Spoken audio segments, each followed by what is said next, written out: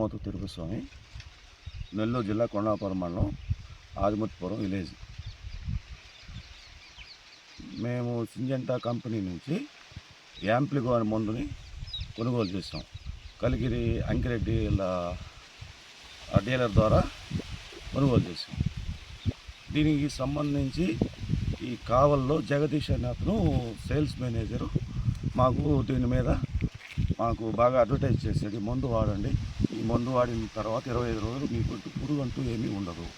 ఈ విధంగా 2 సార్లు వాడుకుంటే మీకు ఏ మందులు పురుగు మందులు వాడుకోకుండా కాపు దిగుబడి మంచిగా వస్తుంది చేశాడు. 1 లీటర్ ధర యాంప్లిగో వచ్చి 7,000 రూపాయలు పెట్టి మేము కొనుగోలు చేసాం. కొనుగోలు చేసిన తర్వాత 5 రోజులకి కొనుగోలు చేసి మందు కొట్టిన తర్వాత 5 రోజు 6 రోజు కూడా చిన్న పురుగు కూడా నశింపు కాలేదు. దీనివల్ల మేము తీవ్రంగా నష్టపోయాము. దీని మీద గవర్నమెంట్ వారు స్పందించి పైన తెలిపిన కంపెనీ మీద చర్యలు తీసుకొని మాకు న్యాయం చేకూర్చవలసిందిగా తెలియపరుస్తున్నాము.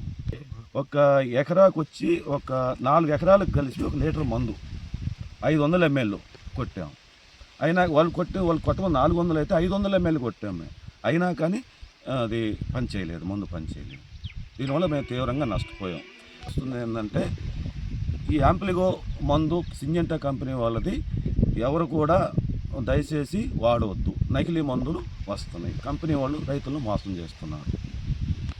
నేను 100 ఎకరాలు కంది వేసినాను. 100 ఎకరాలకి నేను 25 లీటర్లు కొనుగోలు చేశాను. మాధవరపు మాల్యాద్రి, ఇతను మాల్యాద్రి, అతను 200 ఎకరాలు వేసాడు. అతను 27 లీటర్లు ఏమో కొనుగోలు చేశాడు.